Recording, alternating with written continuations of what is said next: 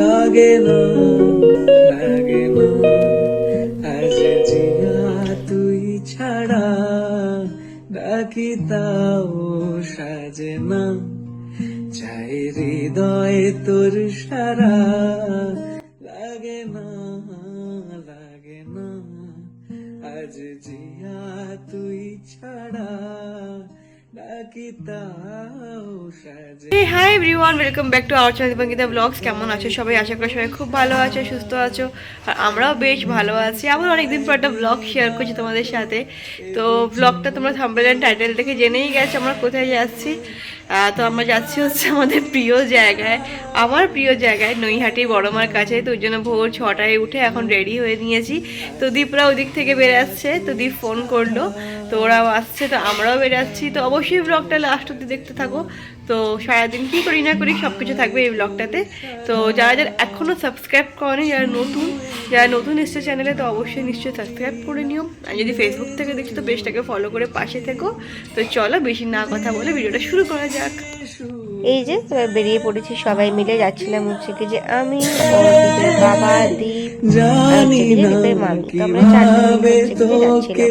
বলিয়ে আমি কত লাগি থেকে যাবে ওই বেনামি মরমি এমন জানে না এখন কেন সে বাবরা রং মেশায় দিন রাতে। তো আমরা পৌঁছে গেছি হচ্ছে কি যে নৈহাটি।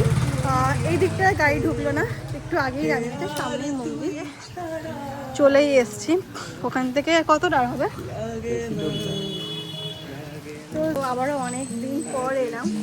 সেই লাস্ট এসেছিলাম কবে, অনেক বেশি দিন আগে এসেছিলাম। হ্যাঁ, জুন জুলাইতে এসেছিলাম। ও হ্যাঁ, মানে মনেই হচ্ছে না, মনে হচ্ছে এই এসেছিলাম। যাই হোক, এর মাঝে যা সময় কেটেছে, এমনি সময় মনেই হচ্ছে না। হ্যাঁ, তো অ্যাক্সিডেন্টলি প্রায় 3 মাস হয়ে গেল, হয়ে গেছে। তো ওটার জন্যই তো আজকে আসা বড় আমার কাছে। তো যাই হোক, এখন চলে এসেছি। তো তোমাদের সাথে আস্তে আস্তে সব কিছু শেয়ার করবো। চলেই এসছে, এই দোকান দিয়ে বেরিয়ে গেলেই সামনে মন্দির। হ্যাঁ, ওখান দিয়ে কিনে নেবো সামনে দিয়ে। এই যে চলে এসেছি হচ্ছে কি যে মন্দিরের সামনে, যেখানে আমাদের গাড়ি নামিয়েছিল। ওখান থেকে হেঁটে মাত্র 2 মিনিট লেগেছে মন্দিরের সামনে আসতে। আর এই যে মন্দিরের সামনে এটা দেখছো, এটা কিন্তু দেখছি আগের বছর দিয়েই করেছে, আগে তো ছিল না। আর এই জায়গাটা খুবই সুন্দর লাগে, বড় মায়ের অনেক ধরনের ছবি। তো যাই হোক, এখানে যে পাশেই যে দোকানটা দেখতে পাচ্ছ, বড় মায়ের মন্দিরের পাশেই একদম যে দোকানটা, এখান থেকে হচ্ছে কি যখন আমরা ডালা নিয়ে নেবো। এখানে পুজোর ডালা কিন্তু 51 টাকা থেকে এরকম স্টার্টিং রয়েছে, 51 টাকা, 101। তোমরা তোমাদের ইচ্ছা মতন যে কোনো ডালা নিয়ে পুজো দিতে পারো। আর বড়মার মন্দিরে কিন্তু বেশ প্রত্যেক দিনই ভিড় হয়, তবে যতদূর শুনেছি সানডে, স্যাটারডে এই দিনগুলোতে একটু বেশি ভিড় থাকে। বাট আমরা এসেছিলাম ফ্রাইডেতে, জেনে শুনে এসেছিলাম যাতে একটু ভিড়টা কম পাই। তবে হ্যাঁ, সেটাই হয়েছিল, ভিড়টা একটু কমই পেয়েছিলাম। সাধারণত যেরকম ভিড় হয় তার থেকে তো অনেকটাই কমই ছিল। এই যে এখন দাঁড়িয়ে রয়েছে লাইনে দাঁড়িয়ে দেখছি এই যে পাশে কি সুন্দর সুন্দর সব ছবি রাখা। বড় মায়ের ছবি যদি আমি অনেকবার নিয়ে গেছি, নিয়ে অনেক কাউকে গিফট দিয়েছি, নিজের জন্যও নিয়েছি। তো আজকে সেজন্য কোনো ছবি আর নিলাম না। তো যেই কারণে আজ বিশেষ করে বড় মায়ের কাছে আসা, তোমরা সবাই জানো দীপ যাতে সুস্থ হয়ে যায় সেই প্রার্থনা করেই। দীপের বাবা হচ্ছে কি যে বড় মায়ের কাছে মানসিক করেছিল, তো সেই মানসিকটা পূরণ হওয়াতে দীপের বাবা আজকে হচ্ছে কি যে দণ্ডি কাটছে। না, এখানে অনেক মানুষকে আমি দেখেছি দণ্ডি কাটতে। তোমরা তাহলে ভাবো যে কত মানুষের মনের ইচ্ছা মা পূরণ করে। আমার তো অনেক মনের ইচ্ছা মা পূরণ করেছে। তোমরা মাকে একবার মন থেকে ডেকে দেখবে, অবশ্যই মা তোমাদের সকলের মনের ইচ্ছা নিশ্চয়ই পূরণ করবে। শুধু মনে ভক্তি থাকাটা কিন্তু অনেক অত্যন্ত প্রয়োজনীয়। নিজে সৎ থাকো, বাকিটা পথ কিন্তু এমনিই সোজা হয়ে যায়। তো যাই হোক, বেশ আধ ঘন্টা লাইনে দাঁড়ানোর পর ভেতরে ঢুকে গেছিলাম। দীপের বাবার দীপ হচ্ছে কি যে ওখান থেকে ডিরেক্টলি ঢুকতে পারবে, যারা দণ্ডি কাটবে ওখান থেকে একজনকে অ্যালাউ করে। আর এখানে আমি আর মামি হচ্ছে কি যে লাইন দিয়েই ঢুকলাম। যদি একই সময়ের মধ্যেই হয়ে গেছিলো, যেহেতু বললাম খুব একটা ভিড় ছিল না, সেই জন্য খুব একটা সময় লাগেনি। ওদের দণ্ডি কাটতে আমাদের লাইনে দাঁড়িয়ে দুটো মিলিয়ে মোট একই সময়ের মধ্যেই কমপ্লিট হয়ে গেছে। এই যে চলে এসছে মন্দিরের ভেতরে। আর বিশ্বাস করো, আধ ঘন্টা কেন, তুমি যদি 10 ঘন্টাও লাইনে দাঁড়াও, যদি মায়ের মুখটা তুমি একবার দেখো না, তোমার সব কষ্ট দূরে হয়ে যাবে। তোমার লাইনে দাঁড়ানোটা কোনো কষ্টই মনে হবে না। এটা আমার সাথে হয়। বিশ্বাস করো, যতই কষ্ট হোক বাইরে লাইনে দাঁড়াতে, একবার শুধু মন্দিরে ঢুকে মায়ের মুখটা দর্শন করতে পারলে মনে হয় সব শান্তি। সবাই মায়ের দর্শন করে নাও এবং নিজের মনের যা যা ইচ্ছা আছে মাকে বলো।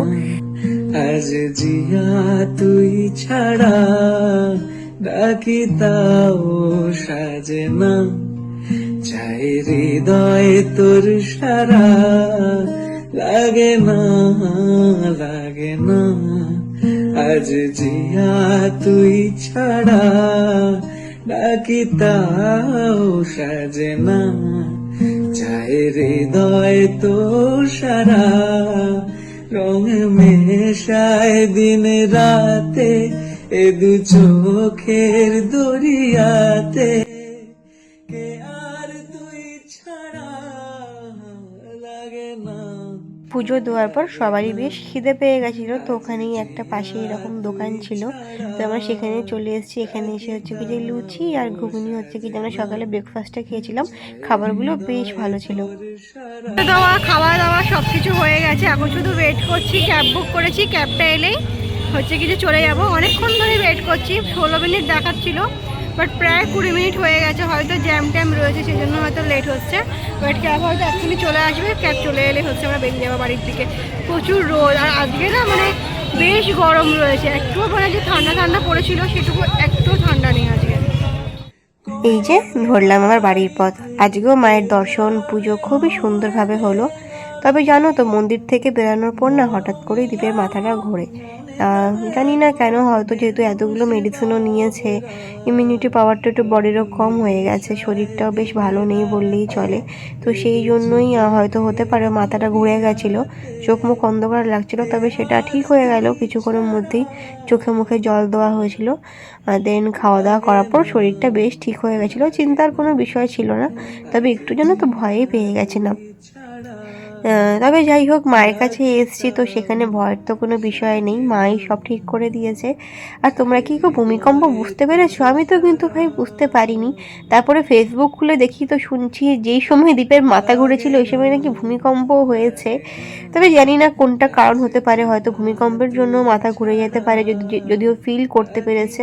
বাট ওকে তো জিজ্ঞেস করলাম, বাট ও বললো শরীরটা ভালো লাগছিল না, সেই জন্য মাথাটা ঘুরিয়ে দিয়েছে। এটাও হতে পারে, জানি না পার্টিকুলার রিজনটা কি মাথা ঘোরানোর। তো যাই হোক, এখন আমরা ধরলাম হচ্ছে কি যে বাড়ির পথ, আবার সোজা যাব হচ্ছে কি যে বাড়ি। তো তোমরা কারা কারা ভূমিকম্প বুঝতে পেরেছো কমেন্টে জানিও তো। আমি তো কিন্তু সত্যি একটা ফোঁটা ভূমিকম্প বুঝতে পারিনি। তো তারপর শুনলাম নাকি দুবার হয়েছে। যাই হোক, চলো তো বাড়ির দিকে যাওয়া যাক। এ দু চোখের দরিয়াতে, কে আর তুই ছাড়া লাগে না লাগে না। আজ জিয়া তুই। তো আজকের ব্লগটা এখানেই এন্ড করলাম। সবাই খুব খুব ভালো থেকো, দেখাবে খুব শীঘ্রই নতুন ব্লগে। চাই হৃদয় তোর সারা।